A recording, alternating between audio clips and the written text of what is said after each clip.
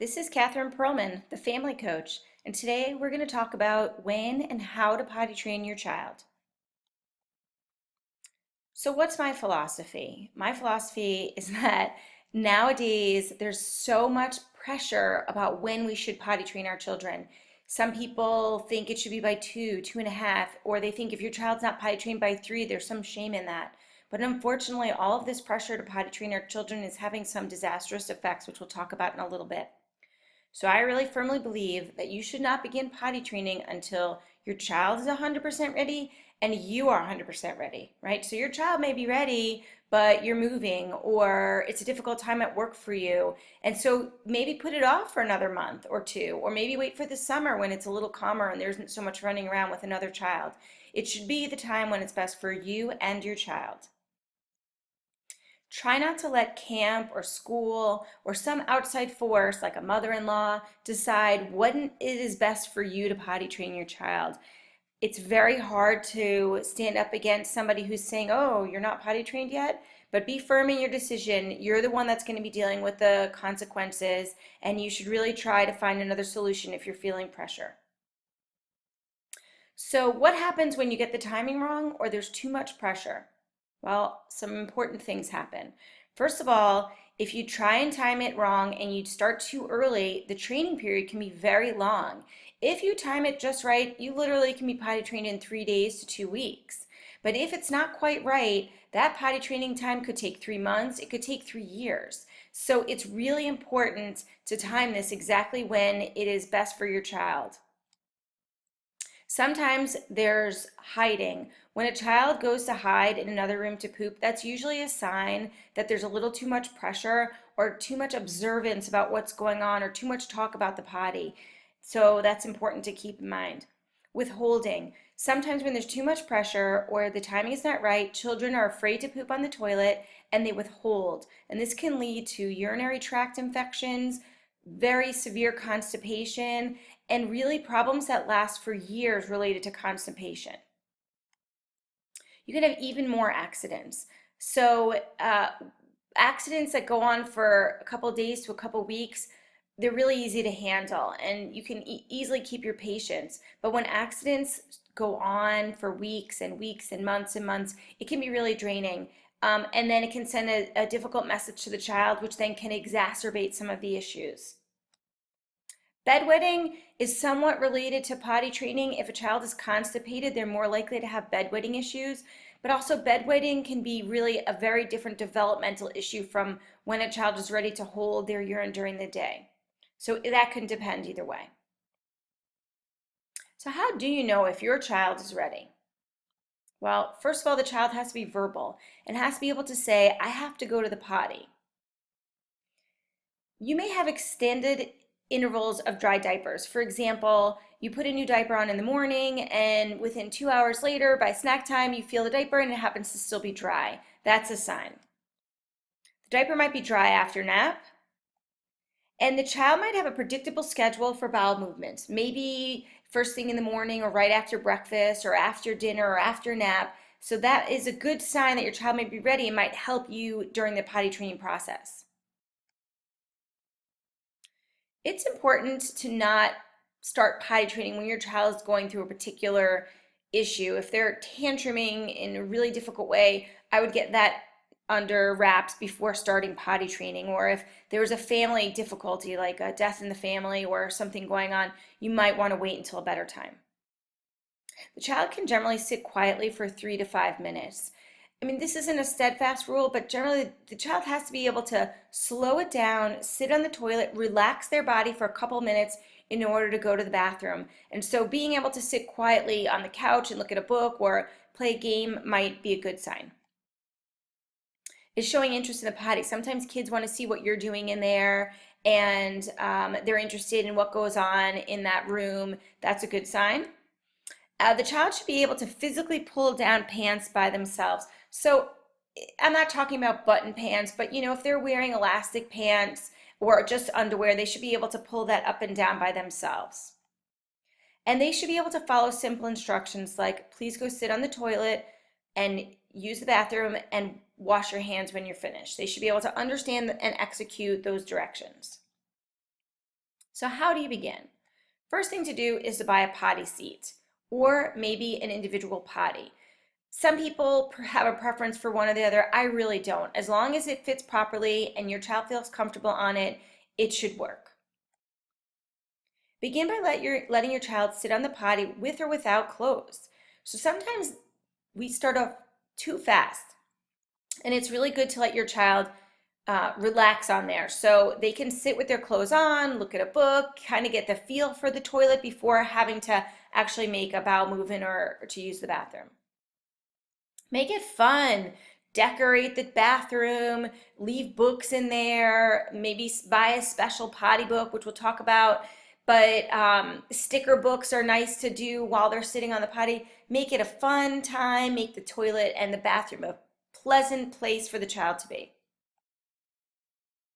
So get some books from the library or from the bookstore about pottying. There's so many good ones out there.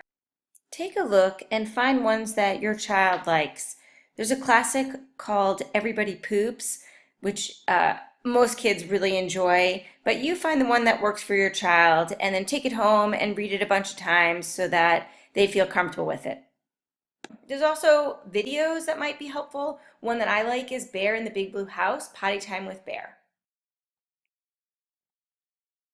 Switch to pull-ups because they're easier to pull up and down for potty time. You want to have that protection of the pull-up in case there is an accident, but you want to facilitate the independence of going in the bathroom, pulling down the pants and the pull-up on their own, and using the bathroom and pulling it back up. That emulates what it'll be like once there's underwear. When a child can successfully pee and poop on the potty, make the change to underwear. Try not to switch first thing. Give them a couple of chances to show that they can do it before going to underwear because that'll make it so you have fewer accidents. And keep using the pull-ups for naps even once the child is doing great during the day because that might take a little bit more time to develop that ability. And once they're dry in the pull-up or the diaper at bedtime or nap for 2 weeks, then you can move on. So here's some tips. Do not feel pressure. You will feel it starting around 1.5 to 2 years. And if somebody talks about it, say, yeah, we're doing this on our own schedule. Try and relax. I know this can be a very stressful experience, but any stress that you're feeling will translate to your child and might relate to a power struggle. As soon as the child thinks that this is super important to you, they might dig their heels in and say, whoa, I don't know if I want to do this. Prepare for accidents. They will absolutely happen. So carry several extra clothes in the car and the diaper bag. Make sure that you line the bed with water-resistant sheet. If you're going to grandma's and you're sitting on the fancy dining room chair, put a plastic bag on it and then a towel so your child can sit on it without having to worry about ruining some important piece of furniture. But the more prepared you are, the more relaxed you'll be when an accident happens. And we want to send your child a message that accidents happen. That's okay. We're going to handle it. You don't have to train in your home. Some people think, I'm going to spend all day this weekend in the house and we're going to do nothing but potty training. To me, that's the worst advice because it becomes this hypersensitive, pressurized situation where the child knows you're constantly going to be asking about sitting on the toilet and it ends up being very stressful. So I think the best thing to do is to go about your weekend, but be focused on potty training so that you are still having the child go at regular intervals to the toilet. You're bringing the potty with you. You're bringing the extra clothes with you. And maybe go to a park, maybe go to somewhere where you're going to feel comfortable if there is an accident. But try not to put all the effort and all the focus on the training in the house for the weekend. If there is an accident, take your child right to the bathroom and let them sit on the toilet and see if there's anything left. Very often there is, and that's a chance to make a positive situation out of that accident. Yes, they might not have felt it right away, but they can still get the sensation after the fact and finish emptying out whatever was left. Bring your child to the store to shop for underwear. This is a super exciting part about potty training, and let them pick out ones with special characters, colors that they like, different styles, and make it a big to-do so the child gets excited for this.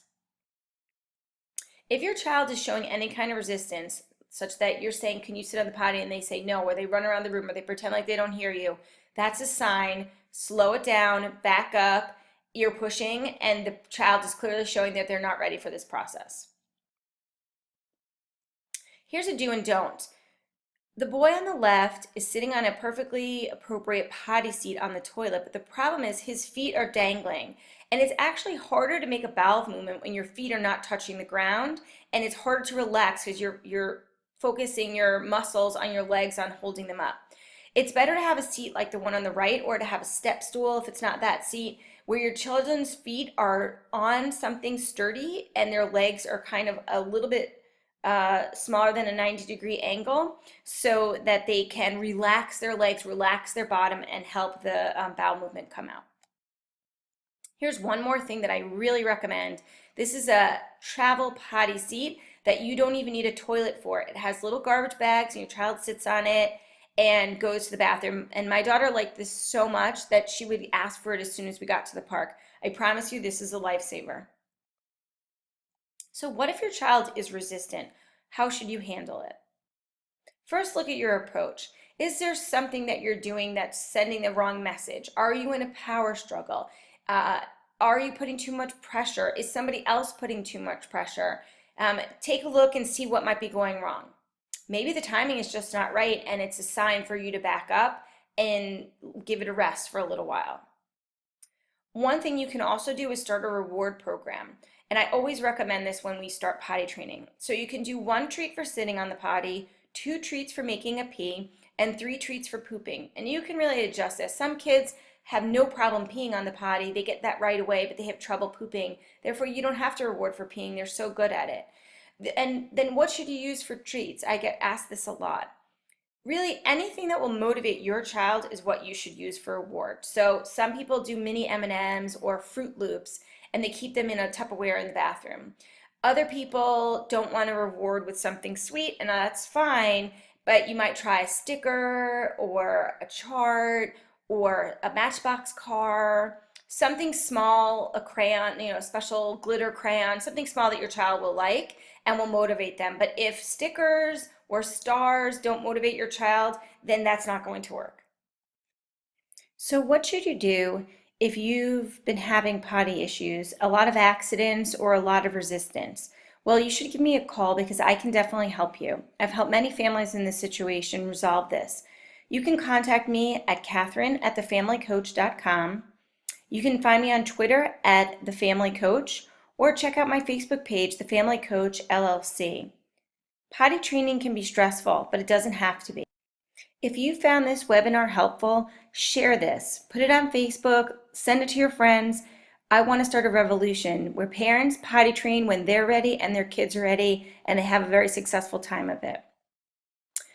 I hope this was helpful for you, and I look forward to seeing you at the next webinar.